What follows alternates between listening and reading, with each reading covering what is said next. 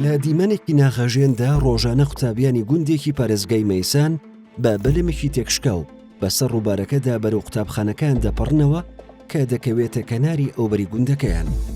ئەم گەشتەی قوتابیەکان بۆ بەدەزێنانی زانست و زانیاری بە شێوەیەکی ڕۆژانە دووبارە دەبێتەوە. لە تۆڕە کۆمەڵایەتەکاندا چەندین دیمەن و وێنەی ئەو منداڵانە بڵاو کراونەتەوە کە تەمەنیان لە 10 ساڵ زیاتر نییە. ڕێکخراو مرۆییەکان هۆشداری دەدەن لە ڕەوشی خراپی ئەو قوتابیانە ئاماژە بۆ دەکەن ژیانی ئەو قوتابیانە لە مەترسیدایە، چونکە هەر شەپۆلێکی ڕووبارەکە یان باەکی لە ناکاو هەڵبکات دەبێتە هۆی ڕووداوێکی دڵتەزێن کە مەترسی لەسەر ژیانیان دروست دەکات. لەگەڵ نزیکبوونەوەی وەرزی بارانباریندا مەترسی هۆشداریەکان لە بەرزبوونەوەی ئاستی ئاوی ڕووبارەکە زیاتر دەبن. ئەمە ژوای کردووە پەڕینەوە بەسەر ڕووبارەکەدا مەترسیدارتر بێت بۆ منداڵان.